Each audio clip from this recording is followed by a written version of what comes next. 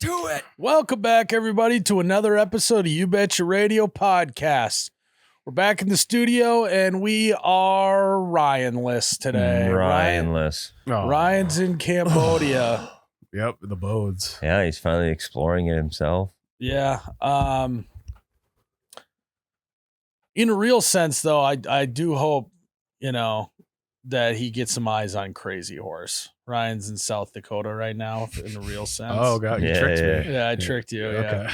Okay. Dang. He's in South Dakota. It would be nice if we get some boots on the ground eyeballs on Crazy Horse. I thought you were saying that they're doing a Crazy Horse in Cambodia for a second. Yeah.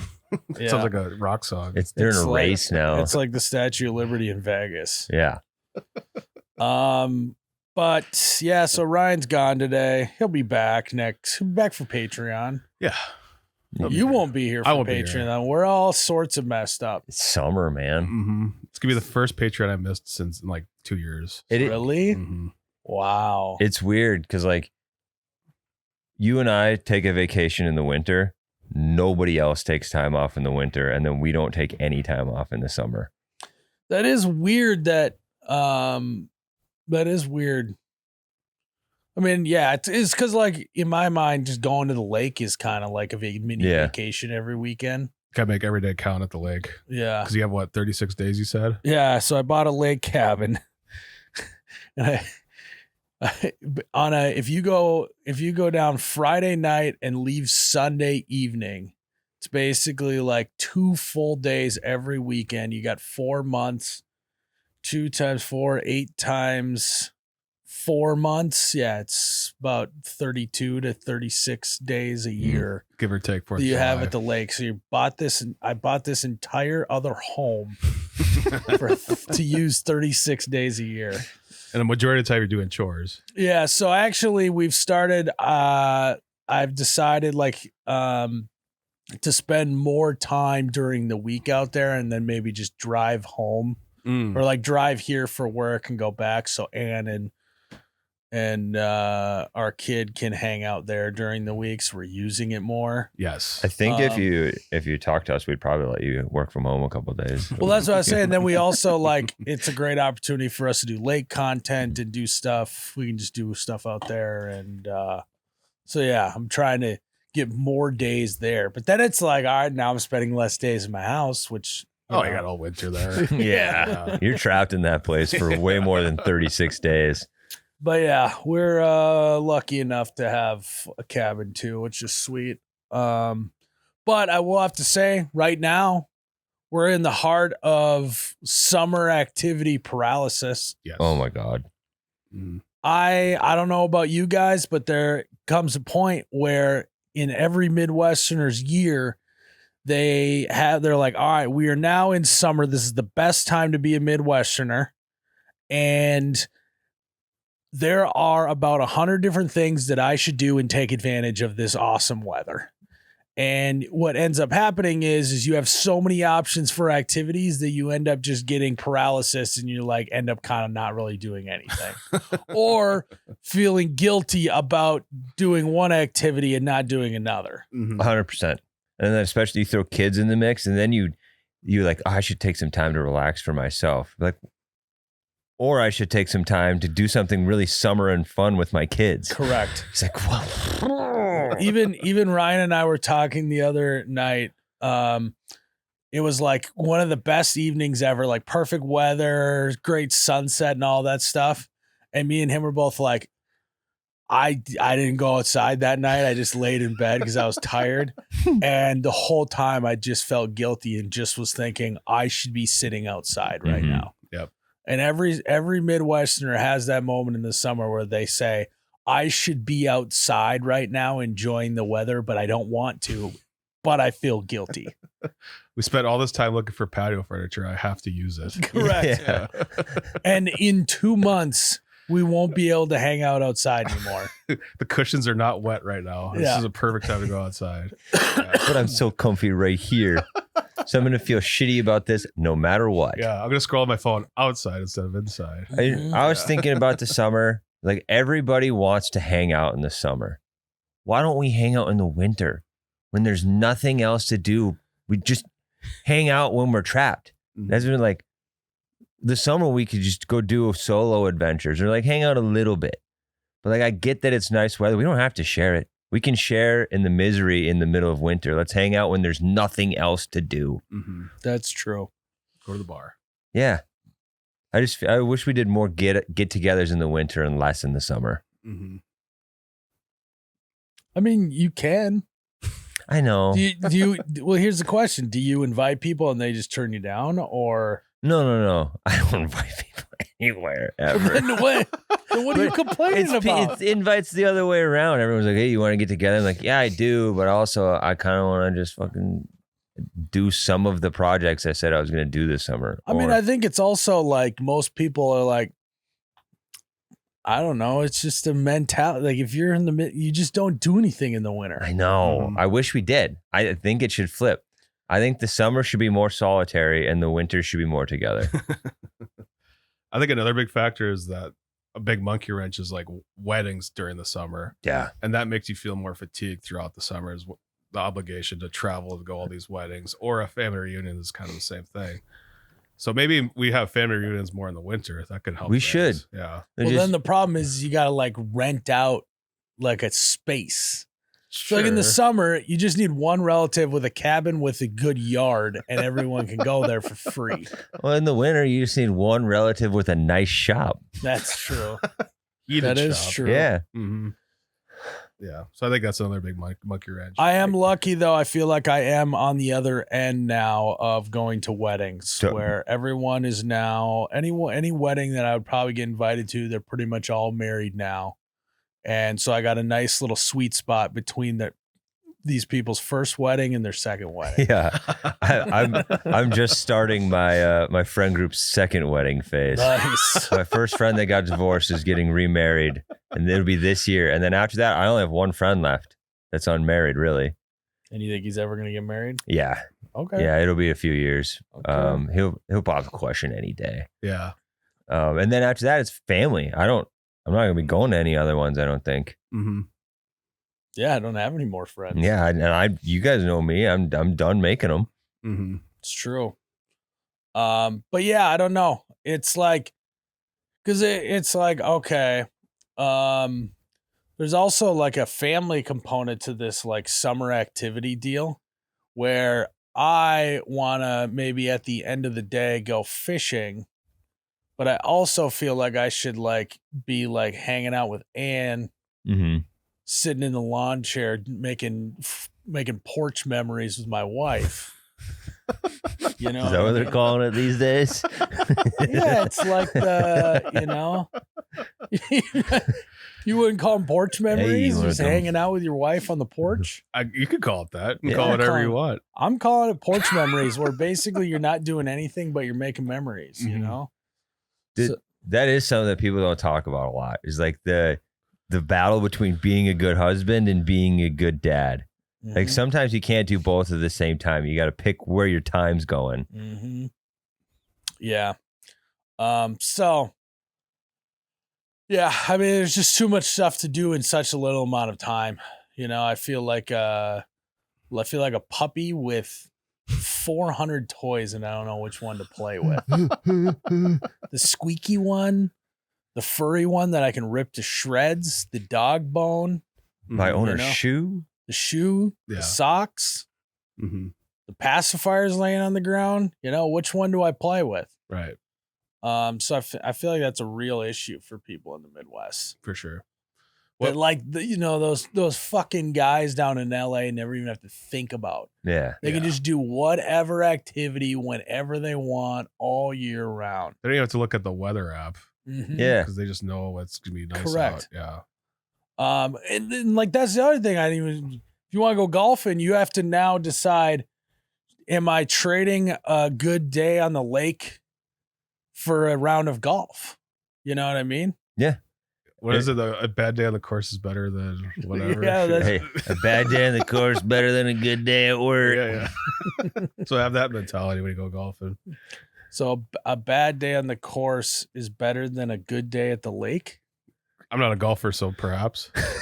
I like to golf, but I don't know. I don't feel like that's a good equivalent. No, I wouldn't. I had a bad day of golf. It was a fun day. I played like absolute shit on Friday last week in a tournament. I went to the lake immediately after. I was like, "This is nice. This is better." Did that golf trip beat a day of work here, or that golf good round? day? Yeah, Maybe. I'm fine with that. Yeah. Work is work. Yeah. It was a golf scramble with my family. Like all 4 members were uncle, sister, grandpa. yeah. So we had a good crew. We sucked ass, but it was a good crew. Mhm. Golf memories. Was your dad there? Yeah. Oh, okay. Mom's side basically. All right. Yeah, I mean, you were in a scramble and you had that bad of a time? That's not good. Well, That's that's some bad golf right there. I was just a non-factor to the team. Mm. And that's not that I was like absolute dog shit. It's like any time I had a good shot, there was one a little better. So I did not really contribute to I made like 1 or 2 putts and that was it. Otherwise I was there. You're a body. That was it. Yeah. Vibes though? Were you good vibes? Yeah, guy? I think so. Me and my uncle were ripping around. Me and him had a good time. My sister and grandpa were in a different cart. You should have pouted and just brought the whole mood down. Yeah, I Yeah, should have just God, been that'd have been shitty sick. about it. I did get drawn. This is my second time in this tournament. They draw out of all the contestants at the end of the tournament for a hole-in-one chance for 50 grand. And you got drawn. This is my second time in like 6 years I got drawn, and I topped that bitch 30 yards. Oh, I mean, Nobody was even close. Everyone was shit bombed at the end of the tournament. I mean, I don't understand why hole in one's hard enough and they're doing a drawing. Yeah, Why didn't they just let every person in the tournament get a chance to make a hole? because it was free. So like when a lot of tournaments where they give everybody a chance, like you have to buy it and it goes to a charity. This was just like your entry to the tournament got you into the drawings. And how much do you win? 50 grand if you hole in one Oh it. my that's a god! lot of bones. And I was far from the worst shot. Wow. And so I topped it 50 yards into water. One guy got it over the water. Everybody else was left and right. Didn't even get to the water. Mm. 10 names drawn from the tournament. Yikes! A lot of booze. A lot of booze. Yeah. They probably don't even have 50 grand. That's why they make it so hard. But they get insurance for it. Right. And I was like, you guys got to start doing this. I mentioned it to the dude. I was like, you got to start doing this before the tournament starts. I'm like, you got insurance for this. It doesn't matter if someone makes it. Yeah. Don't have to pay it. Yeah, I mean, you blow up the tournament if someone wins 50 grand. Mm-hmm. People will start coming out of the woodwork. Yeah. One day you'll get it. Yep. On. I'll keep getting drawn. Yeah, because every golfer eventually gets a hole in one, so you'll get one Yeah. eventually. So, I hope so. And I hope it's for 50 grand. yep, 50 G's. But like, then you have to go back to the clubhouse and buy everyone a drink, so it's going to be about $49,000. Shit. I should have hit that hole in one.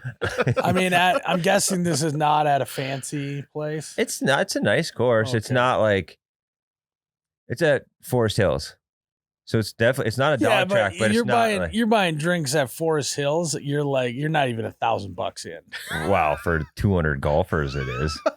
200 golfers, you buy everyone a $2 drink. Cheapest one they have. You're What up? you're $400 in. What Ryan and I would do. We've talked about this on Double Bogey Show before. We would just buy a couple kegs, or buy if it's like a regular Saturday, buy one keg, and then the guy would be like, "Somebody got a hole in one. This keg beer's free." Oh, smart. Yeah. Rather than dealing with buying everybody a drink. Mm-hmm. So at a tournament, I would just buy 2 kegs like that or 3 kegs and be like, "There you go, guys." Mm-hmm. I like that we are getting a game plan for just in case we hit a hole. Yeah, you got to be That's like prepared. the number one way to ensure you're never going to get a hole in one is if you have a hole in one plan. and then I don't have to worry about it. True. It's like when the Vikings win the Super Bowl, I have a whole plan in my head of what's going to happen. You're gonna Yeah, get it's a never same gonna thing. happen. You're gonna Yeah. get a full back piece tattoo with me, Full right? back piece. Yeah. Yeah. We're going to take work off. Yep. Going to drive up to Minneapolis, go to the parade. That's like the same hole in one logic. Yep. Yeah. But I have the plan in my head in case it happens. So break in case of emergency. I mean, it is, and you could probably, I would say it's probably the equivalent for me and you, and probably Tyler, is Like, what if I go my whole life without a hole in one? Mm-hmm. Like, what if I'm one of those losers that dies without a hole in one? You know, like, what if you're one of those loser Vikings football fans that dies without ever seeing a Super Bowl in your 90 years? Mm-hmm. So it's fun to imagine a game plan for it. Yeah, but it's also like super depressing to think about. Oh yeah, for sure. But at least like the hole in one thing is like in your control. You know, like, Yeah. like yours is like not even in your control at all. I could cheer loud at the games. Yeah, okay. We can help. Where I put the remote and how I stand when I watch in the living room always helps. Yeah, we have a Vikings lamp we turn on and off. If they're doing good or bad. Okay. So there's just a couple things. And if I wear the right jersey on Sunday, then we're good. Okay. Yeah, Yeah, but it's just kind of a weapons drop. depressing thought, you It know? is. If Yeah. like we go our whole life without a hole in one or a Super Bowl, that's sad. Mm-hmm. On our deathbed. Will that be like one of the last things you think about before you die, you think, Jerrod? The Vikings? Yeah, like, I never got to see a Super Bowl. Well, they're going to be his pallbearers so they can let him down one last time. Nice little article in the obituary Yeah. about that. Yeah. Yeah, it probably will be. I think that actually would be a funny prank if I could convince whoever writes your obituary, if they say, like at the very end, just throw in a line that says like, and he never saw Vikings win the Super Bowl. It's like my last little laugh to myself. Would you let Miles do your eulogy? Sure. Yeah. Okay. You'd let me eulogize you? Yeah, sure. I don't care. I'm not gonna be around there. So. That's true. That's true. It's not up to You you. also don't have a say. Right. Yeah. Exactly. What are you gonna do? Stop me? You Right. could put it in his will. I only want Miles to do my eulogy. Mm-hmm. And if I'm a ghost, I'm not sure if I'm showing up to my funeral, so you can do whatever. You can haunt the Packers. Not the Packers. Yep. Yeah. Mm-hmm. Why don't you, instead of this is Vikings mentality here. Instead of haunting the Packers, do an Angels in the outfield deal with the Vikings. Well, it wasn't. He's a ghost, not an angel yet. Yeah, but the Angels, they all feel they didn't help in the championship game or something. Yeah, they're but- not allowed to win the big game. We watched Angels in the outfield not that long ago. Allowed to get them there, but not win it. Yeah. So We're like, we'll hold your hand to the finish line, but you have to take one single step over. so according to that, I can't really do a whole lot if it's In the the Super Bowl. Bowl, Yeah. yeah. You could let down the entire state by getting us there and then abandoning us. Oh yeah. That'll be just be That business actually- as usual then. Yeah, That would, hey, dude, can you imagine as a Vikings fan, you don't see a Super Bowl in 90 years.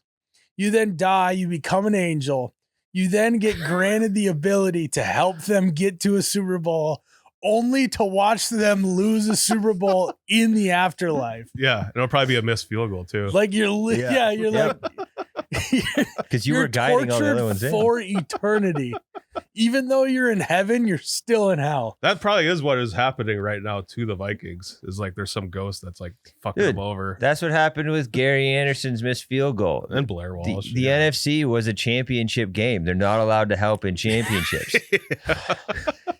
Hey, Farms throw. Yeah, Gary Anderson had an angel carry every single field goal through the uprights until that one because it was a championship game. Exactly.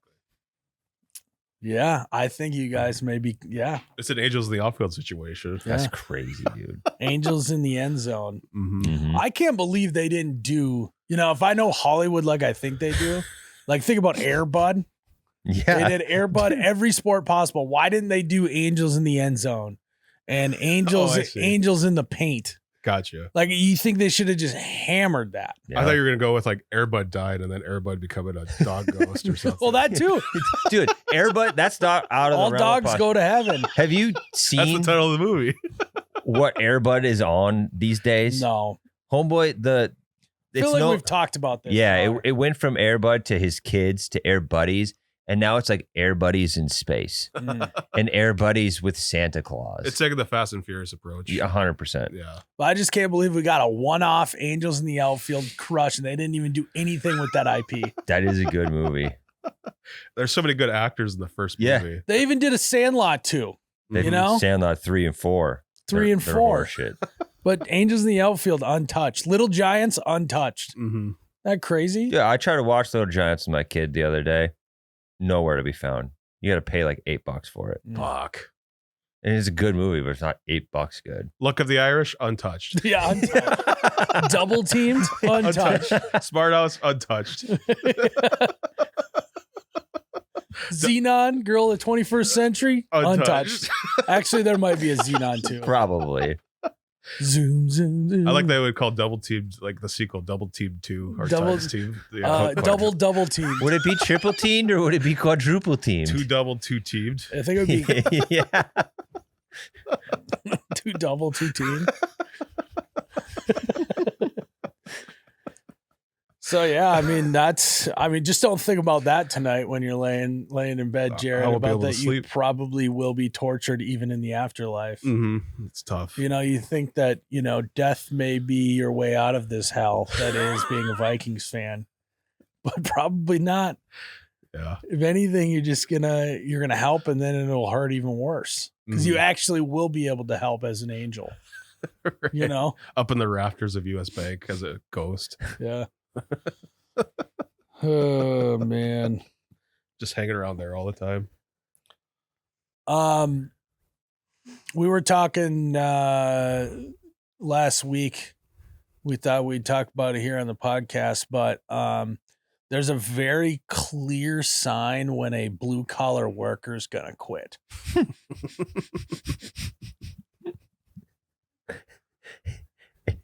It's when he gets his first paycheck. Yeah. He's like, he's fucking gone. There's kind of it's like it's usually, if you get paid on a Friday, it's usually like a Thursday, and it's kind of like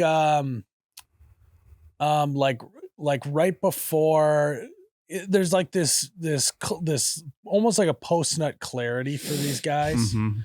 Where you can kind of tell that stuff that maybe would irritate them in the past just doesn't irritate them anymore, and they just seem pretty cool with whatever's going on. Yep, sounds good. Yeah, that sounds fine. Yeah, fuck it. I'll go do that. I don't care. Mhm. Can I work in 2 Saturdays from now? Yeah, sure. Yeah. No Yeah, I'll work problem. next Saturday. No problem. Probably a sign they're going to quit. Very content Mhm. with what's going on, not complaining. Yeah, I think you can also tell when there's usually a moment when you have like a really shitty job. Like I remember this one time we were working in Bismarck. So Bismarck's what, like a 2.5, 3 hour drive. Yeah. Remember one day I had to get up at like 5, drive 3 hours to Bismarck, set and pour a wall in one day, and then drive home back to Fargo. And it was like Oh my God. 18 total hours end to end. And there's a weird moment around like construction days like that where you're like, someone on this drive home is planning their quitting. Yeah. It's very quiet. There's just no way we didn't lose a guy after that day. There's no way a guy wasn't like, this ain't worth it. Right. I'm going to finish this job and then I'm done. Mm-hmm. They're thinking about opening the door handle and just barrel rolling out of the truck. Mm-hmm. Yeah, I mean, I think another good sign they're going to quit is like they just don't show up after lunch one day. Yeah. Mm-hmm. They're not coming back, Let's see that Didn't you again. see that your dad had a guy that quit like 3 times like that, but just kept coming back? He would just disappear. Oh, yeah, I mean, Dave, the amount of times Dave either quit or got fired from that company and then was there the next week. It was an unbelievable amount. That's a great way to get PTO. He got fired one time Yeah. by my dad's business partner's wife, and he still showed up. The boss of all bosses. You know how fucking dumb and bad you have to be to get fired by the boss's wife, You get who has no operational input ever. It's almost impossible. It's almost impossible. Yeah. you should never even be crossing paths. No, Mhm. never once. I think that he got fired because they used to let him drive a work rig, and somehow I'm pretty sure Dave's dog got sprayed by a skunk, and then the dog went in the truck and made the whole truck smell like skunk. Oh, God. And so he was at the shop like power washing out the inside of the truck. Fabric seats. And that's when he got fired on the spot by the boss's wife. What the fuck are you doing? Skunk. The skunk smell God. gone. I mean, the chain of events that has to happen for your dog to get sprayed by a skunk, not only, but then allow him in the cab of the truck. Yeah. The work truck. The work truck, not even your truck. Yeah. What is your dad doing letting him have a work truck? He never got a work truck after that again. Yeah. That's good. That was a lesson that they did learn. So were the seats like fabric? I don't know. Okay. I don't know. I gotta get more details from my dad. But I would guess they were. Yeah. No in a work truck. Then it just smelled like musty skunk. Right. With Because mold. there's no way he got that stuff dry. There's mushrooms growing out of the yeah, I mean, mold. they probably had to either junk the truck or sell it. I don't know. Or just have the windows down permanently. Mm-hmm. Yeah. It's a summer truck, not a winter truck. They take that in the summer. But yeah, it's almost like you should have actually, instead of taking the work truck away from him, you should have made him drive that every day. Mm-hmm. And sit in the stench. Stick his nose into it. Quite literally. But he's like a mink trapper. Like he works at a mink. Like he probably didn't even notice the smell. He's probably just immune to that. Right. Yeah. It smells good to him. Mm-hmm. What's another sign that a worker's gonna quit? I think if they start talking about how like how much money people are making in other jobs. Dude, I was just gonna say, if they ever bring up how much another company is paying, Oh, yeah. they already have interviewed. Or They've they've already decided they're leaving. Yeah. They're gone. Like, your fucking Rick's Towing is paying this much an hour? Yeah. No shit. Full benefits too. Yeah. I think there's also a moment like, so there's no middle ground. I feel like a blue collar guy doesn't just like do his job normal and seems normal and then just doesn't show up. It's either that sense of calm where everything is fine and he'll just do whatever, or everything is just they throw a hissy fit over everything. The former, if he's calm, he's already put into motion that he's quitting. The other one is he hasn't officially decided yet, but he's about to snap and quit. Yes, it's going to take one minor thing to make him snap and decide that he's done. Yeah. Like his favorite hammer isn't there or something. And then Yeah. just snap. New guy's using his drill. That'll be the final straw that just makes him blow the fuck up and leave. Yeah, or like he's already in a shitty mood. He goes to hammer a nail and he fucking like clips his thumb or something. Mhm. And then that'll just be it. I'll be it. Be done. He's gone. Because it's never some giant thing like that. Mhm. You know, it's not like, you know, he gets screwed over and the boss didn't pay him what he said he was going to pay him. It's not that. It's like always something. Just Mhm. it's death by 1,000 cuts on the job site. Yeah. Like that boss thing might start it, but that's not the Mhm. nail. Yep. Or it's like lunch breaks a half hour later than it usually is, and they'll just set him off. Mhm. Yes. We're fucking out here slaving all day, and I can't even eat my fucking Pop-Tart. SpaghettiOs. Yeah. I was trying to think, like, what are the signs like a one and done blue collar worker? Like they work there for a day and they're gone. What are signs that like that person's not going to show up the next day? Dude, I never met a one and doneer. I met 1 weeks and doners. Yeah. Oh yeah, no, we had those all the time, dude. I mean, it's usually just there's a huge correlation of one and doners and how much they've got bullied on that one day. At least in my experience on our job site, new guy. And so here's the distinction. So I actually have realized that it takes like the college summer help much longer to quit than it does someone who's not like who's just actually looking for a job. They know there's an end in sight. Well, they know there's an end in sight, so they're kind of like, all right, this is 3 months of misery I can endure. Sure. I can handle that. But they also like expect to be the low man on the totem pole. So So then they are much more like their expectations are, I don't really know what I'm doing. They're probably going to give me shit for it. Sure. That's fine. But if you walk in as a, someone who's just like looking for a construction job, and you walk in and you start getting ripped on immediately, it is like I'm too old for this shit. I'm not fucking dealing with I'm going back this. to Rick's towing. Yeah, I can get ripped on at a job where I make more money. Exactly. Yeah, and doing concrete work, it was like a combination of just terrible culture of just everyone ripping on each other all day long. And then you pair that with like a muddy footing.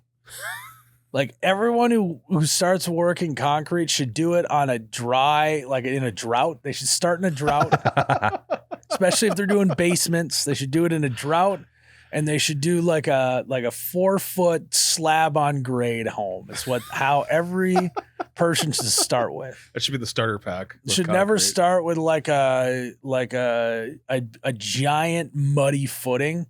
That is like number one way to get someone not to show back up. It's almost like my dad should be like, all right, so normally we'd want you to start Monday, but it looks like we got rain in the forecast and we got a big footing. So I want you to start on Wednesday after we rock the footing, and you can walk around with tennis shoes on and be fine. Right. It's gonna be nice and dry on Wednesday. It's Yeah. gonna be perfect. For Yeah. you. Yeah. It's like you just got to get them past day one. Mm-hmm. Yeah. But for sure, son, I think we've put it in videos before too, that someone's going to quit after their first paycheck. If they ask you within the first 2 days when you get paid, hey, what day do we get paid once a week or every 2 weeks? Doesn't matter. They're gone the second they get it. They're gone. I also think if the person never makes an effort to try at least be friends with the crew, they're not sticking around very long. Right. Yeah. If they're not even attempting to like make any sort of acquaintance with their coworkers, they're not sticking around. Just there. No, I agree 100%. If they're not talking fantasy football in the fall with you, done. Mhm. Gone. They're not bitching about their wife on the way to the job site. Gone. So yeah, I would say that's how you know blue collar workers gonna quit pretty quick. Quit quick. Yeah. Well, should we take a break, Jerrod? Yeah. Let's do it. All right, guys. This podcast is brought to you by Lucy. Right in my hand, I got some Lucy breakers. Right, our Tyler's also got. You got the Lucy. I got the Lucy breakers. Yeah. I'm an OG guy, original recipe guy. See, I kind of like the breakers. They're fun. Either way, I know that we're feeling loosey goosey today. And one thing that I like about these over other nicotine pouches, especially with the breakers, is how long the flavor lasts and how long the pouch lasts in your mouth. Doesn't dissolve. I put this in before we started this podcast, and I still got flavor, and it still feels good in my lip. What flavor you got today? I got the apple ice. Me too. I think we've all kind yeah. of, and I don't know about Jerrod, I can't speak for you, but I think we're all starting to fall in love with the apple ice. I'm a big fan. When I think I said this last week, but when I saw apple and ice usually means a mint. I was like, that's a weird flavor. I'm not going to like that. And I do. I like it a lot. It's a great flavor. What's your flavor, Jerrod? Right now I have the mint. Just a regular Classic. mint. Just red mint. Yeah. Those I are do good like the too. mint. They also got the gum as well. So if you like, maybe you're not into a pouch, but you want to try out the gum, you got to check that out too. Pomegranate, the pink one. The Pommy is where it's at. That's my favorite gum. And what I also like is these are four. I'm doing the 4 mgs. Not trying to get crazy, but it's a little bit more than other brands that got the 3. Right. Does that make sense? Yeah. It's doing something, but it's also not making me crazy, you know? Mm-hmm. So guys, if you chew nicotine pouches, you got to go to lucy.co/youbetcha and use promo code youbetcha, and you'll get 20% off your first order when you buy online, which I think is great because some states, Dude. nicotine costs more. And so it actually makes a lot of sense to go buy from Lucy online using code YouBetcha, so you can save some money. Mm-hmm. Yeah, if you were to go get 2 tins in Minnesota right now, that's what it's going to cost you to get a log of Lucy's online. There you go. That's all you need to hear, folks. Yeah. And so if you want to feel loosey-goosey like the boys here at You Betcha Radio, you got to go to lucy.co/YouBetcha. Use promo code YouBetcha. Get 20% off your first order. And always remember that Lucy products are only for adults of legal age, and every customer is age verified. And there is a warning that this product contains nicotine. Nicotine is an addictive chemical. All right, guys, this weekend is the 4th of July. Happy birthday, America. Happy birthday, America. You know who has the best sunglasses possible for the 4th of July on right now? You do, Tyler. Jake does. Jake Look does. at those bad boys. They're red, white, and blue. Turn to the side. Let me see. You want the side profile right there? Oh, my God. Sex appeal. Hey, look on the inside. Left arm is the name of them. Those are the Liberty Apexes? These are the Apexes, Tyler. You Yeah, nailed it. I know my Shady Rays. You do. I know my Shady Rays. Let's go. Yeah, Jake, you're going to look great on the 4th of July. I am. And also, these bad boys are polarized, so cut down the glare when the fuse is lit. But also, why is Hell Jake in this ad read? He's not in the episode. Surprise! We brought him in because of those sunglasses. Doesn't matter. It's because he wears those sunglasses, and we said, Jake, we need your 4th of July sunglasses on this ad read. And so here he is. I'm just looking way too good in these things for you guys not to include me. So, guys, if we you flew want to him get in. some sunglasses for around the 4th of July time, I don't know if you'll be able to get them by then, but Expedite them. whatever. Just go to shadyrays.com, check out all their glasses. They got red, white, and blue. They got the ones I'm wearing. They got the Desert Storm looking I actually ones want those ones. I know you do. I do. And so they got all sorts of styles, all sorts of colors for whatever occasion you got going on, whether it's just hanging out at the lake, a baseball game, you're mountain biking, you're fishing, you're lighting off fireworks for the 4th of July. Shady Rays has got what you need. The boys will be rocking Shady Rays all weekend long, and you should too. So go to shadyrays.com, get 50% off your order of 2 or more polarized glasses using code YBR. And yeah, I mean, saving 50%. It's a lot. That's a lot of percent. Mm-hmm. So go to shadyrays.com, use code YBR. All right, guys.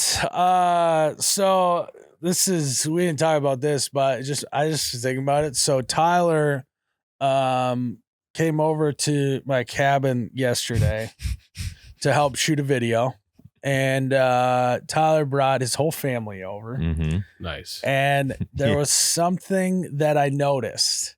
And the difference is, the biggest difference is between having one child and having 3 children.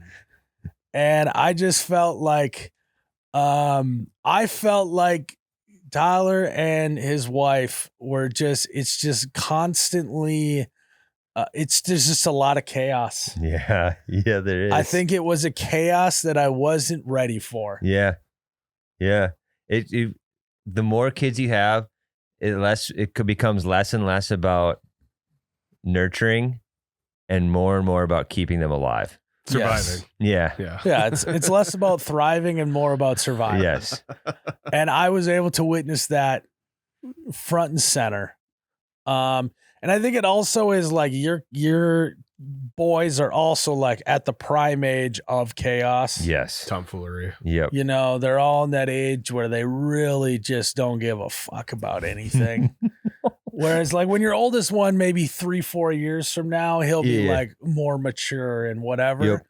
But yeah, every single one of them just don't give a fuck. Yeah. And it's like when the 3 of them are together, it is a constant competition for attention. Mm-hmm. You remove just one kid from the equation. Like you ship off one with the aunt or one with grandpa, completely different human beings. It is a wild phenomenon. That is weird. Yeah. It's like all of a sudden it's like, oh, I don't have to compete for one of my brother's attentions or mom and dad's. They're like, I'm just going to be homies with the one that's here. Mm-hmm. And you want to do a puzzle? You want to just chill and do a puzzle? You try to do that with all 3 of them there, the puzzle pieces become projectile ninja stars in about 10 seconds. Yeah, see, like for me, it's also like Ann and I have always kind of been like, yeah, I think we would want to have 3 kids. And it's just the more families that I hang out with that have 3 kids, 2 starts looking pretty good. Yeah. 1 starts looking pretty good. Mhm. And I've never had that thought before, you know? No. Mhm. At one point, we're just sitting in Miles's cabin. We look out, and my 4-year-old just got a flag, and he's trying to break it over his knee. He broke our flag. It actually wasn't even my flag, it was my mom's flag. Yeah. So I owe Miles a flag. So Not very patriotic of him. No. yeah. And then he just was running around with the very sharp stake of wood. I didn't say He wants a anything, but I sword. was thinking, Tyler, you should go get that sharp Yeah. object from your child. I did didn't get say it. anything. You did go get it, yeah. Get control of your kid. It was it was Hurricane Ziegler at my cabin. It was. I mean, everyone had fun. It just was definitely just more than I'm used to. Mm-hmm. New place, too. Not an excuse. They were crazy. I'm not saying they weren't. But it's like they wanted to see everything and see it at once. Mhm. So they're just boom, one Ziegler this way, one Ziegler that way, one Ziegler this way, one's in the dock, one's in the front yard, one's in the house. It's like, And Ann and I, before they came over, put out some like toys and stuff for everyone to use. Cause we were thinking like, oh, if we have something for to do, you know, they'll just like do that stuff. I actually think it may have been less chaos if we had no toys at all. yeah. It actually created more chaos, I think. Because there's that same effect. They're like, look at all these toys. Let's touch them all. Let's move them and use none of them for their intended purpose, but we're going to use every single toy here. I also do now have to go diving for a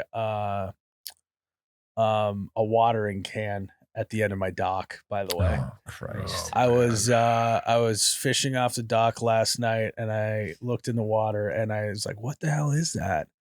And I asked Ann and she said, oh yeah, one of the kids threw it out there and it floated out and sunk. That one was So- your kid did that one. That was That was one of your kids. my kid knows not to throw stuff. Tyler. Yeah. That was affected by Hurricane Ziegler. Mhm. Yeah. The only thing that like most of it was pretty run of the mill chaos. My oldest was being a little shit to Ann. He was splashing her. I think he was flirting with her. Yeah. Nice. Yeah. Let's go. Yeah. He's starting to think girls are hot. Really? Yeah. You better get a lockdown on Yeah. those Google searches if I know anything about Yeah. Zieglers. Yeah. You better turn on some whatever parental filter you can turn Mhm. on all your devices. Yep. Head on a swivel for Frazee track schedule in your Google searches. That's right. Yeah. Ugh. Yeah, there is something true. Like you say, when it's just the 2 of your boys, it's kumbaya. With Yeah. 3, it's chaos. Yep. I feel like that's the same with like adults. Because if it's just being you, Tyler, it's pretty casual. Yep. But if there's another dude in the room, it turns into like kind of like shit talking a little bit more. Totally. Yeah. So there is that little bit of that, I don't know, that Yeah. tomfoolery as you get older too. That's weird. Where you like break each other's balls and stuff. Yeah. Like I could have a very casual night out fishing with one buddy. We introduce a third, and all of a sudden beers are getting thrown back. Right. It's Yeah. Like yeah. in excess. Right. Yeah. Yeah, maybe it's just a guy thing in general I that if think we so. get 3 or more guys in one room, it turns divulges into chaos. Yeah. Mhm. Kind of that tribe mentality. Right. But if there's just 2 of you, you're just a duo, you're a partnership. Right. But as soon as you become a tribe, all of a sudden there's chaos. It's almost Mhm. like a competition of like Yeah. who could have the best insult almost. You know, if guys wanted to have a pretty chill bachelor party, they would have 10 mini bachelor parties with one of their buddies. Just partner them all up. They would get 5 tea times and purposely just make it twosomes. And it would be the most mild bachelor party of all time. Right. It'd just be like getting beers. It Yeah, also Saturday. didn't help that we were grossly underprepared for the lake. We didn't have swimsuits. We didn't have anything. So one of my kids is just running around in his underwear. I was wondering about that. You guys did know you were coming to a lake cabin. Yeah, it was. We have a lake bag packed constantly, and we just forgot it because we were in town all day, and we like stayed at grandma's before coming to your place. Got it. So the lake bag never made it into the car. They're just That's trying to fine. survive. Yeah, Just trying to survive. yeah. Not thrive. Thank God the kid had underwear. Yeah. You know, that surviving. was it. We had changes of clothes for 2 of the 3 kids, and the one kid that we didn't have a change of clothes for, he was ripping in his Paw Patrol undies all over Miles' leg quad. Mhm. Classic. It's fine though. Yeah. Mhm. But I just thought I'd share that Hurricane Ziegler came through my cabin yesterday, and You will rebuild. yeah, we're recovering. FEMA's there. The Red Cross dropped off some water for us. Mhm. But yeah, Stayed at a camper. This shitty FEMA tents from Firefest. yeah. But the local communities really come together to Yep. rebuild. Rebuild. Find that water can. Yeah, a bunch of churches are going on missions to Miles' Lake now. Yeah. Weird what happened. We're actually staying in the Fargo Dome with all the other survivors this week. Just like a couple cots right in the middle. Yeah. Big building. Yeah. They just put them on the 50-yard line. Like, it's going to fill up fast. I heard the Zieglers are going to another lake this weekend. 4th of July too. It's gonna be chaotic with Mhm. fireworks. Mhm. But yeah, it was everyone had a good time. That's good. But yeah, it's like I don't know. I just every time I get together with friends, not even just Tyler, we have multiple kids. It just makes having one kid look like the biggest piece of cake ever. Mm-hmm. Even on my kids' worst days, it's still pretty relaxed compared to multiple kids. I mean, like, we always use football references, right? One kid, Yeah. you're double teamed someone. 2 kids, it's still man. And you get to 3, now you're running zone. Zone, yeah. And one of them's an athlete. So it's like keeping him in the zone is a lot harder. And then you got a spy. You have over the top help. So you pass that one off. But if they're looking at the flats and the 2-year-old's running around in the flats, the 6-year-old, he's deep. He's in the end zone already. You missed him because I went and picked up the 4-year-old that was coming across the middle. Mm-hmm. You're running Well, a Bengals defense. yeah. It's the worst defense in the league. Yeah. Well, and it just also is making a case for spreading them out as well. Totally. Mm-hmm. And I always feel bad shipping one off, but it's like sometimes you gotta. Like, I feel kind of like, you go with your aunt this weekend. It's not because I don't love you. It's because that the other 2 need a little bit of attention too. And it's just like, God, it's Yeah. such a weird mental game. Right. And all the kids are under the age of 6, right? Yep. Yeah. That's so the oldest is 6. Right. So you're like in that prime territory of tomfoolery. Yeah. So what we've started to do, and I recommend this to anyone, like if you have a family member that is super involved or whatever, they take turns at my sister's. Mm. So once a month, one of them gets to go spend the weekend with my sister. That's good. What does your sister think of that? She loves it. Okay. She's like, I don't want all 3 of them. Just give me one at a time. There you go. That's a win-win. Yeah. Yeah. I like that. That's sweet. So, yeah, You survived. Yep. I survived. Also at the lake, I've been trying to get my garage slowly. I feel like I said this already, but I'm slowly Slowly. trying to collect things because I'd like it to be my workbench in there. I'd like it to be full, but I'd like to do it for as cheap as possible. And even if that takes me 10 years, you know what I mean? So, like, for example, my father-in-law is getting rid of a smaller shop vac. They asked if I wanted it. I said yes. So now I got a shop vac at the lake that I didn't need to buy, even if it's not the most heavy-duty one, even if it's not the largest. It's just at least it's a shop vac, and I got one there As now. long as it sucks. Yeah, Yeah. as long as it sucks. That thing really sucks. I got a little shop That's vac. why I should have. Damn it.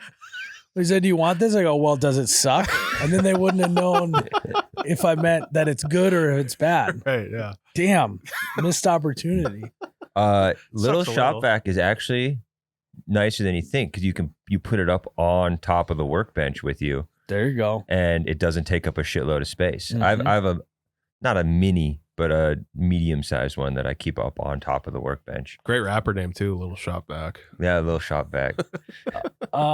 And so I've been doing that, and I actually got the biggest compliment from my brother ever. He was back there, we were milling around in the garage, and he looks at me, he's just like, fuck, I could drink some beers in here. Hell yeah. And I feel like that's when you know your garage is starting to become a place that, like a good garage is when guys are suddenly just feeling the pull to just slam beers in there. Mhm. Mhm. I don't know if you guys know what I'm talking about. but 100%. sometimes you just walk into a garage and you're just like, this garage tastes like beer. Yeah. There's something in the air here that just tastes like a ice cold Busch Light. Mhm. It's like that old. It smells like old beer that like signals to your brain like Yeah. I can pound some beers in here. Yeah, stale beer, engine oil, and sawdust. Oh, it sounds That needs to be a cologne. or Yeah. a candle. Yeah. Old beer. Yeah, instead of that new car smell, it's that old garage smell Mm-hmm. candle. Mhm. God, that would be a great candle. Yeah, the only thing I think I'm missing to be able to start hammering beers in the garage is a beer fridge. Mm. I have one at my house, but I don't know. To me, it feels like if I go searching for a garage fridge, I'm not going to find it. Right. But I just believe that the world's going to bring me one at some point. I've had You guys ever feel that about stuff? You're like, yeah, it would be nice to have another garage fridge. But I don't know. There's just something calming about like, it's gonna fall in my lap at some point. a Mhm. very similar situation with the garage fridge for me. I was gonna, that little white one we used to have in the shop. That was my college dorm fridge, Mm-hmm. and Ryan was trying to get rid of him. Like, I'm gonna put that in my garage. And I was like, no, it's too little. That's not a garage fridge.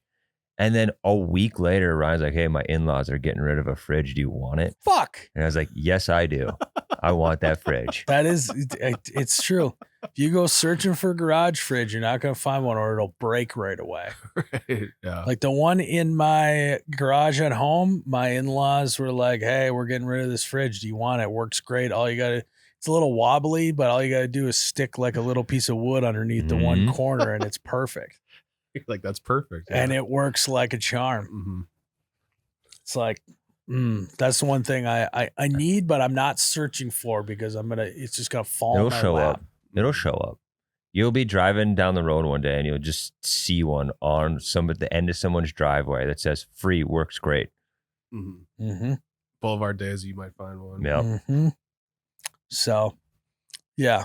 What are some other things you guys think, that like a garage is a great place to just hang out and drink beers in?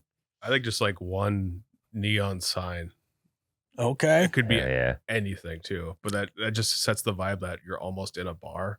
I could pound beers in here. Yeah, like you're allowed to drink in here. Right. Yeah, it doesn't have to necessarily be like, they're trying to make it look like a bar. It's just like almost permission granted to drink. Right. I would Yeah. also say the same effect with any sort of like beer mirror or like any sort of bar decoration in there. bar decor. Yeah. Yeah. Even if it's like a sign that just says something dumb on it with Yep. with a liquor logo, Yep. Yeah. And that is your sign to start drinking. it's your sign. Yeah. Here's your sign. Somebody should just make a sign that says, here's your sign to start drinking. Let's do it. Call Ryan. Tell him his vacation's over. He's got to start sourcing Yep. signs. Get on it. We're not selling t-shirts right now, but we're selling signs that says this is your sign to start drinking. Yep. We'll get 5,000 though. Yeah. That's it. No, screw that. I feel so good about this deal. Let's get 20,000. Hell yeah. There's no way we can't sell through 20,000 in like a month and a half. That's a great bar sign. I'm sure it's been made. Yeah, not by us though. Yeah, it's by us. We just came up with it now. Right. I'd say like more than like I would say it has to be like 4 old bar stools, Mm. like leather bar stools. That's a good sign. That's a good sign. Yeah. I think that's a sign of a very mature garage. Mm-hmm. if you actually have a dedicated spot that basically is a bar in your garage, like my dad had a buddy who had like actual like booths and an actual bar rail in his garage. That's cool. But he's an older guy. I feel like that's something that is like a very mature garage. Gotcha. Yeah. Yeah. I'm in the market for a bar stool right now because I want to sit at my workbench and work, and it's high up because I have the workbench butted up to the back of my table saw, so that when wood size off, it's just already on my workbench. Like that, there's an island bench, and so on the opposite side of it, I want a stool so I can sit there and do my things. Are you gonna let the stool find you, or are you gonna find the stool? I'm gonna let the stool find me. There you go. Yeah. That's smart. I mean, I feel like that's how a garage should be. I kind of only want one because I want the seating to be sort of weird. Oh, yeah. So like I have a recliner in there that I sit on this recliner when I sand things. So I'll sit there and I sit in this recliner. Is it leather? No, it's got a lot of sawdust. You pat that thing. Well, in the same as leather, it's great too. Then you can just wipe it right off. Yeah, no, she's caked with the dust. Just a layer of dust. Yep. I think another good sign that a garage is truly a garage you want to hang out in is if there is a section of the garage that is just, you're going to find the most random shit you could possibly find. You may have a car battery sitting there. You may have a lacrosse stick, or like even though you don't know anyone who's ever played lacrosse ever. Or like 3 football helmets that are really old. For Three whatever football reason. helmets. Yeah. There's a ratchet strap that's literally completely broken, but you just can't throw it away. That's a good hook on the end of that. Yeah. Yeah, I'll need this. And it's just the most random stuff, because when you're drinking a beer, that's when you start kind of like noticing that corner, and you start going like, I gotta know the story behind this old fucking Broncos helmet. What's going on with that? You're not even a Broncos fan. Right. Yeah. There's always a story. Mm-hmm. And that's the thing about a garage. If you go and try and find stuff for your garage, then you're never going to have any stories about it. You go, where'd you get that Broncos helmet? You'd be like, oh, I went to look for decor to put in my garage and I found it. Where instead, that's lame as hell. That's lame. But if you're like, oh, this sign that I have that says private workshop, leave my mess alone. That's a rug mounted to a piece of wood that actually turned into a sign. Be like, oh, that was the sign that was hanging in my dad's cabin when he bought it. It was the old guy, so it's like 40 years old. Mm-hmm. It's like cooler than, oh, I just went to the flea market and bought it. Mm-hmm. It's more authentic, more organic. I've started on there's a slab of wood above the window because my garage is unfinished. That has become my grandpa doesn't want his deer antlers. So, really? yeah, he shoots the dinkers. He doesn't want them. And he's like, you deal with them. So I've been taking them every year for the last 10 years. And now I've started mounting grandpa's deers. Great story. I like that. So there's a whole wall of grandpa's fork horns. You should call it the wall of impatience. And it's a great reminder to be patient and wait for a bigger buck to come along. It's the wall of, I need new glasses and I got to stop shooting forks because I think they're does. There you go. Whatever. See, then that's like, okay, what's your interpretation of this wall? Yeah. Mm-hmm. It's like an art installation. Yep. Yeah. I actually, because there's no sheetrock in my garage, just the rafters. And so I have started hanging stuff in the rafters.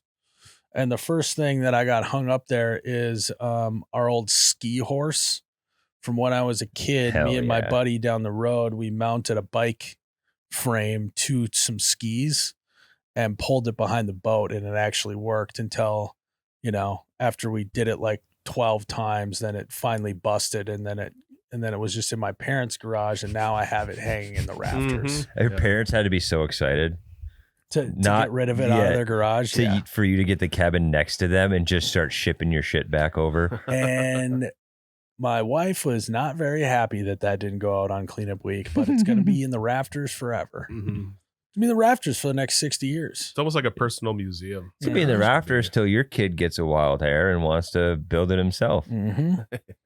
And him and his 4 brothers. It just, no. Yeah, it's just, all it takes is a couple bolts and that thing's back and ready to roll. Right. And you tell that when you're telling the story. Mm-hmm. That's how you end it. So yeah, I'm excited to also see what gets up in the rafters. Right. You know, we also do have a pink flamingo floaty in the rafters, but that's not going to stay there forever. No good story behind it. There is no good story behind it. It's mostly just I didn't want to stare at that thing on the ground anymore, so I put it up there so I don't have to look at it. Right. Yeah. It is a great spot to forget about things. Mm-hmm. Oh yeah. Oh no, shit! I forgot that was up there. Mm-hmm. I feel like whenever there's like a heater in the garage that levels up a garage. Yeah, I need a heater bad. Mm-hmm. It's tough being out there in the winter. Like a corner ceiling unit. Like this guy's serious about his garage. Yeah. I have a one of those propane cylinder ones that look like a giant bazooka. You just hook the grill propane tank, but it's so goddamn loud. It sounds like a jet engine. But that thing fucking heats a spot up. Like it does. that. So you only got to put it on for like 5 minutes, and then you're sweating. And I'm worried about it because it's open flame. Yeah. And I'm doing woodworking. So I really want a ceiling unit like Ryan has. I think you have one in your garage at home. Mm-hmm. Like that, I'm in the market for one of those guys. I got a hot dog or something is what it's called. Yeah. Fucking nice one. Nice and warm. It's a big dog. That is like a head turner for me. Like, damn, they are serious about this garage if they have a heater. I even think how do you guys feel about like a window AC unit or even like a mini split in your garage? Oh yeah, that's yeah. Because I've been thinking about that a little bit.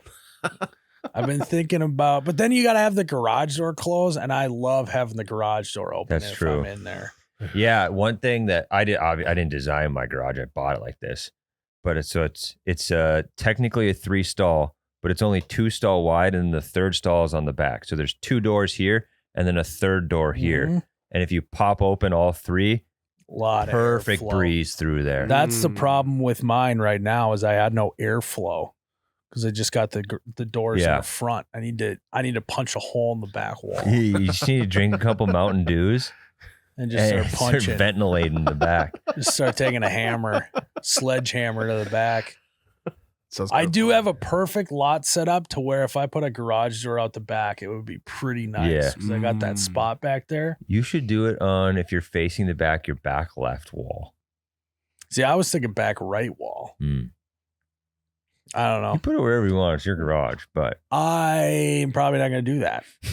It's a lot of work. It's probably going to stay exactly the way it is for like the next 20 years. just let the garage door come to you. It will. If somebody offers like, hey, you could use a garage door there, and he does all the work, then that's a good thing to do. And I think also a good so there's a lot of stuff. You buy a lake cabin, there's a lot of stuff that you'd like to do, right? You're like, oh, we could do this with it.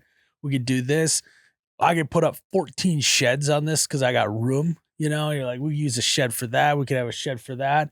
And then you get to the point where you realize I should only do stuff that has a specific use for. Yeah.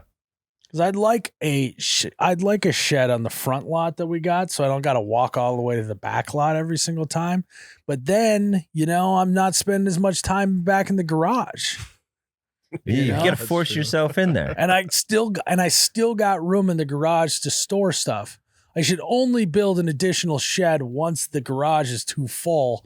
Then we have an overflow shed instead of just prematurely building a shed. Mm-hmm. And pretty soon your kid's going to be old enough to send him to the garage to get stuff for you. It's true. Mm-hmm. So, yeah, it's like inevitably when I end up buying a boat because my dad's goes to shit, he's not buying another one. Then I'm going to have to all right, is this going to fit in my garage over the winter? Right. And if it doesn't, then I got to build a bigger garage or I got to build an addition on it so I can put it on there, Because building an addition on to your garage is so much cheaper than just doing cold boat storage somewhere. I have to do that. I have to do it. Are you running into the problem of you have too much shit in your garage or not? Not really? yet. Ann and I threw a bunch of stuff away. Got rid of a bunch of stuff. So we kind of starting with a clean slate here. Good. And it only took me like 5 years to do that after buying the cabin. But we kind of got a clean slate, and I've been pretty intentional about what gets to stay and what has to go. So I think I should be good for like 30 years in that garage. Oh yeah, for sure. And then you can build the addition. Because I've also started a rule where if I can, until I run out of space, nothing can go on the ground other than a vehicle. I don't hate that. Or directly up against the wall. So like we have like a cart with all of our like kids' toys in it. That just gets shoved up against the wall, but like floaties and yard games and stuff either goes on a shelf or gets hung on a nail on the wall. Gotcha. So the giant Jenga is on a wall. Yep. Yeah. Yeah. Giant Connect 4 on the wall. Yeah. The giant Jenga is still in 2x4s behind the garage outside. Yeah. Well, no, it's just not on the floor. So I have a pallet that it goes on. Yeah. That counts. It's got to be elevated. When I first moved into my house and I was organizing the garage, I legitimately was hanging some things 1 foot off the ground. Oh, it just feels better. It's just great because that's the place that it goes. You know, there's something like you watch like guys build like cabins in the woods, you know, and they'll like make like this. They'll make like an 8-inch by 8-inch shelf for a specific tool that they have. And that you can just tell they're like, that puts my mind at ease. And that eliminates clutter, even though it didn't. And then they'll never put it there. No. You're in the middle of a project, you're just setting it the closest place possible. But you can't find You're it. like, fuck, it's not on its designated shelf. The guy that I bought it from he had an old radio collection, like vintage radios. That's cool. And so that's why I have all those shelves in my garage is all of those shelves were full of radios. Interesting. And so I actually have an excess of shelves to where like I kind of want to take a portion of the shelves down and put up more pegboard. Okay. I think I say put up more radios. Start my own radio collection. I kind of like this. Well, if you want to get rid of shelves, let me know. So we'll see, because I did find some old pegboard from my dad's from his garage that I moved over to my garage. It found you. It found me. There you go. They were gonna get rid of it. Can you believe that? What the fuck? They were just gonna throw it away. Did you look at him and say, you've changed? Yeah, a little bit. Who are you? No, I've been kind of giving him shit. When they were cleaning out, he did keep some stuff that I was like, Dad. Why? My mom gets a little sentimental about stuff too. So the first video that blew up for us was the spotted cow versus the bush light video.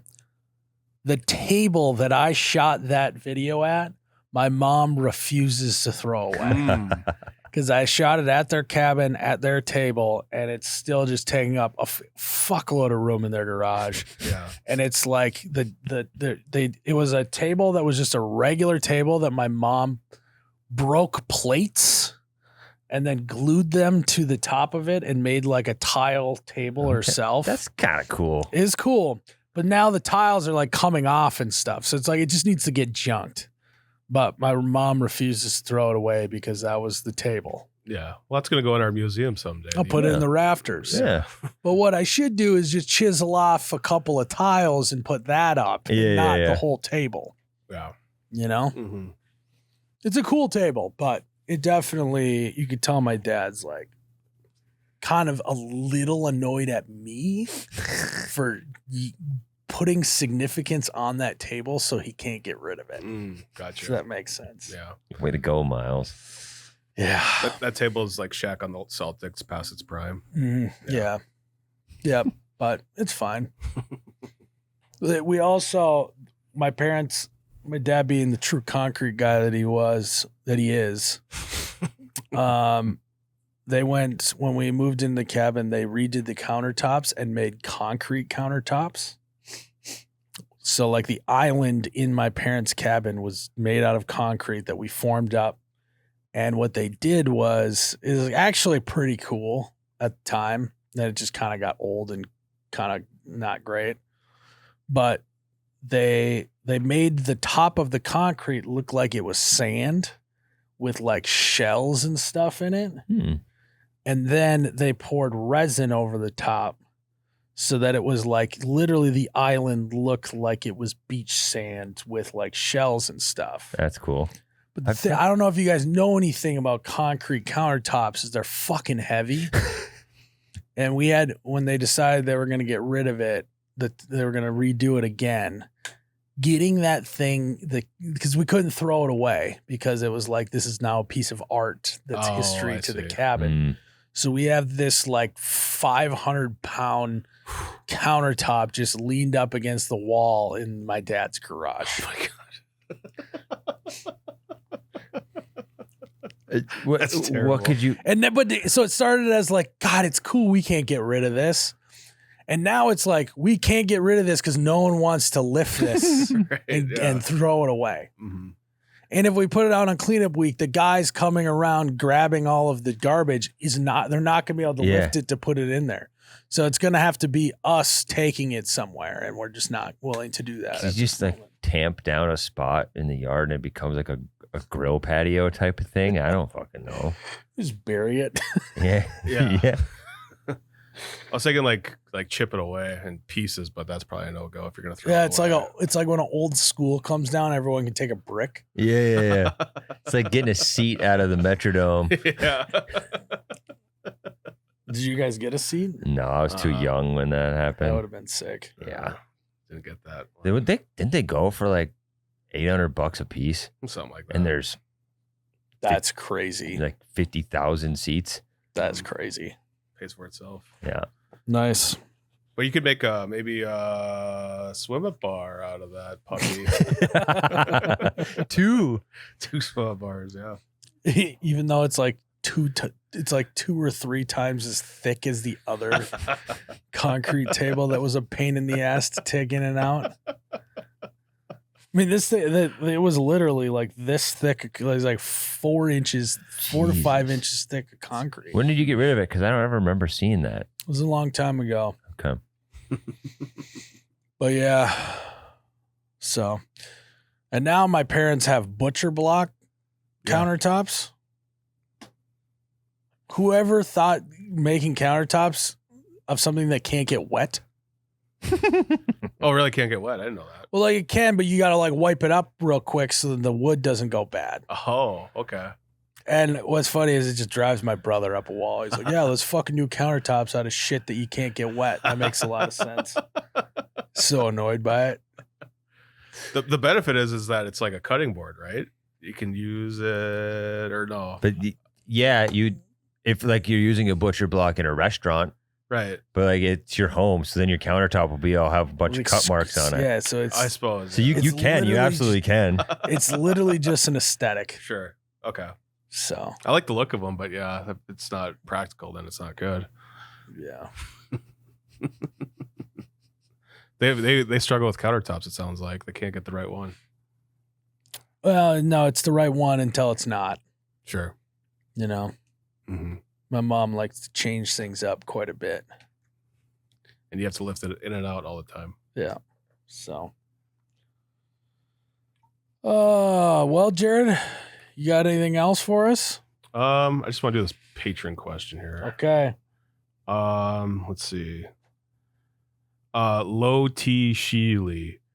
Racing a truck in the county fair this year, what are some things I should do to it both aesthetically and mechanically? You're going to want to do well, one, you're talking to the wrong guys about mechanically.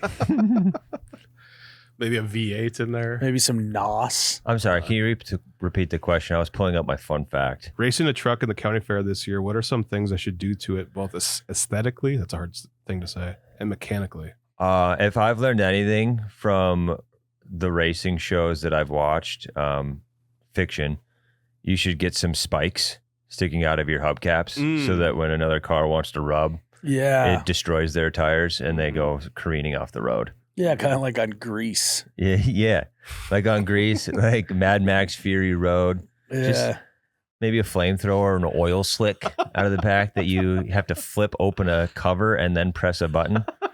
I think that you're also going to want to catch some eyes pre-race to either create haters or lifelong fans. And I think you need to do the Snoop Dogg hydraulics, and while you're rolling up to the starting line, be bouncing on the front tires. Oh yes. Yeah. Hydraulics could be huge. Get Mhm. distracted. Yep. I think paint job, go with something super memorable. Flames. Flames. And it just says "suck my ass" on the side. People would not forget that. Suck my ass. Something like that. And on the back bumper it says "wash me" or something. And on the back bumper says, "If you can read this, get fucked."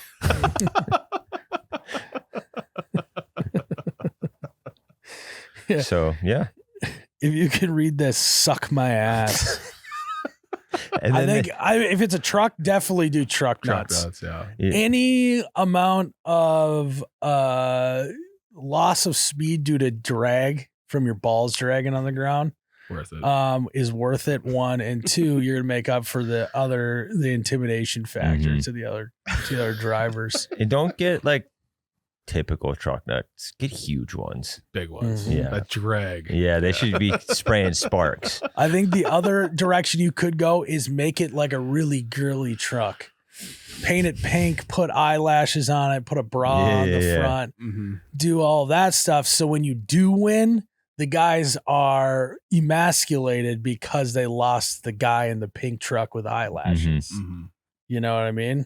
They put a skirt on it. It's like losing to Caleb Williams because he's got his fingernails painted. That's exactly it. You know what I mean? Yeah.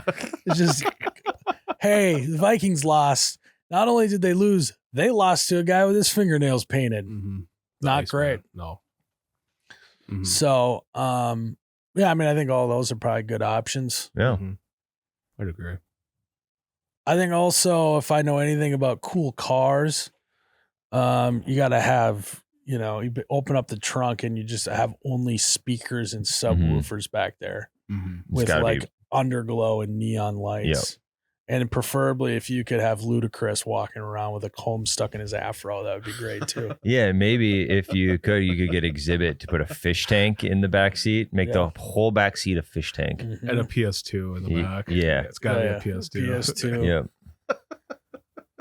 Make the car undrivable. Yeah. So yeah, should be fun. Good luck. Mhm. Good luck. Good luck in the races. Mhm. You got a fun fact, Tyler? I do. Do you have a backup fun fact, Jerrod? Okay, so this is ride or die. Here with Tyler's fun fact. Okay. Jerrod Schumacher is a great cook. He makes fettuccine Alfredo where he has a homemade roux so the sauce doesn't curdle. Yeah, that's sort of true. I don't really make a roux for fettuccine, but yeah, I make a good fettuccine. I've heard it's not just good.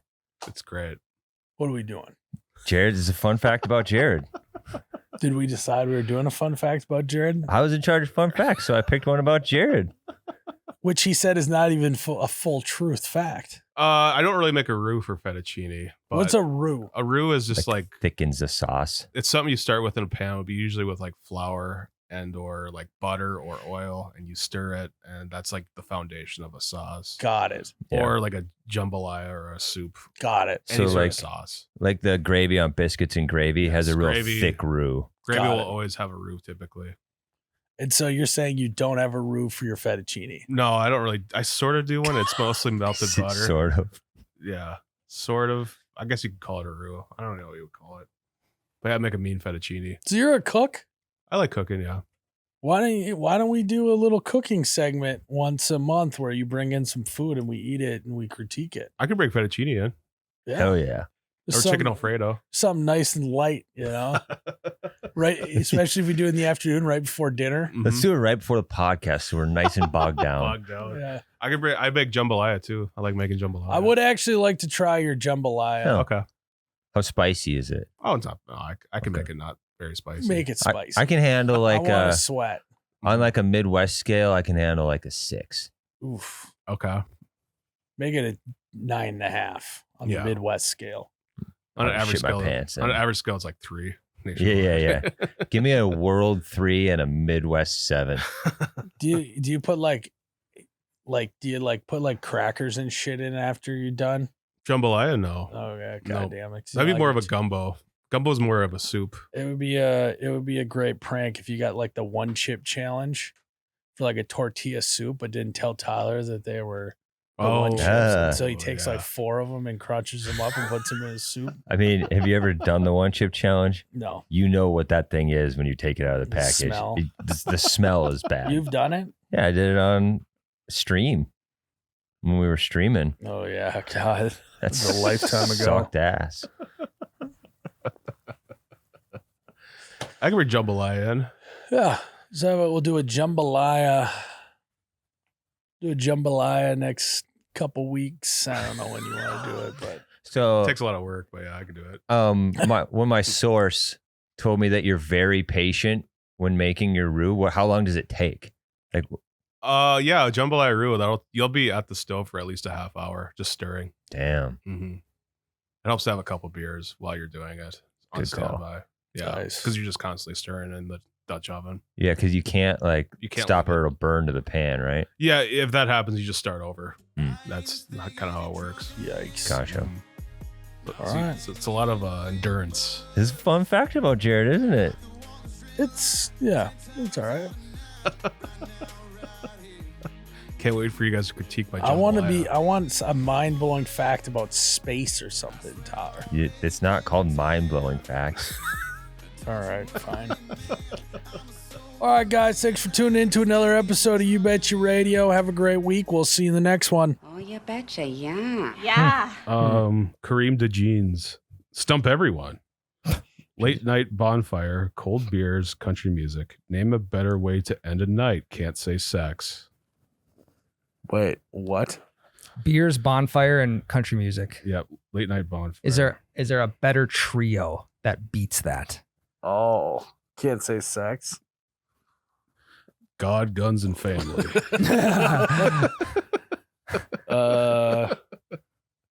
Oral sex. Self sex. Self sex. There's another term for J Owen. Yeah. Jerking it. Bonfire, beer. Bonfire, guns, and country music. No. Is that what he said? What was that? Bonfire, beer, and country music. Cold beer. There's no better way to end a night or a night at the lake. No, name a better way to end a night. Can't say sex. We need to be clear on this because he's trying to stump all of us. So we got to Right. be clear on what we're talking If about. he's being a here. prick, we're going to be a prick. Yes. We're going prick for prick with this guy. Touching pricks. There's just no podcast out there that can go prick for prick like we can. I mean, it's pretty good. It's pretty good. I mean, I'll go winning the lottery.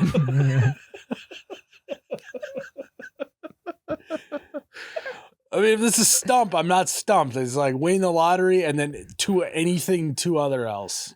know? Hit the jackpot on a slot machine. It is jackpot the slot machine. Yeah, and then getting a hole in one and on Globe all night to win a Globe all new car or something. It's a great way to end the That night. is a great way. Not stumped. You can buy beer for That's- the entire fucking county with the lottery winnings. Yeah. For the hole in one. That is a great lineup of if you're being like in a much more realistic sense, it is pretty good. Pretty good, but just not stumped because yeah. You know, like I would say probably like having a child probably Yeah. a good way to Yeah. end the night. If there were more The parameters birth around of it, my next child. yeah, Yeah. like if the parameter was like it has to be done in a circle. That would really Like help. bonfire, beer, country music, it's all done in a circle, right? It's true. And circle jerk is not. It's not sex. That's true. It's So you- true. yeah. So you would rather end the night with a circle jerk Well, no, with your buddies I'm than just saying- bonfire, beer, and music? No, I'm just saying that if there were parameters on Kareem's end, this might have been a little harder, True. literally and figuratively. Literally and physically.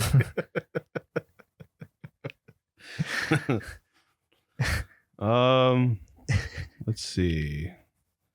Benoit Balls. When's a good time to look for a new job? Every day I fight the urge to hit these motherfuckers more and more. I'm just such a bad person to ask on this question. Just the guy who's just never really worked a real job. I think I got advice. If like the Sunday scaries like really bother you on a Sunday, then it's time to look for a new job. That's a good measure. Yes. If you're like dreading all day Sunday, then it's time to get a new job. Like consistently. Yeah. Yeah. That's when I would say that's the time to look. Yeah. And and if you're getting in like right at 8 and leaving right at 5 with Sunday scaries, I think that's a recipe for possibly a new job. Yeah. I even think if you just don't have any like friends at your job, probably get a new job. Mm-hmm. Or at least someone that you'd like to like just have non-work related conversations with at work. If you don't have that, then you're gonna be miserable. Yeah, I think that's important. Mm-hmm. You know? Yeah, I think that's probably a good one, Jerrod. I like that. I'd like to know what he does, what your job is, and why you want to suck those motherfuckers. Yeah. What are they doing? Who's the worst person to work with? Yeah. And what does that person do? Yeah. Mm-hmm. Yeah, because if he sucks enough, we'll come sock him for you. Yeah.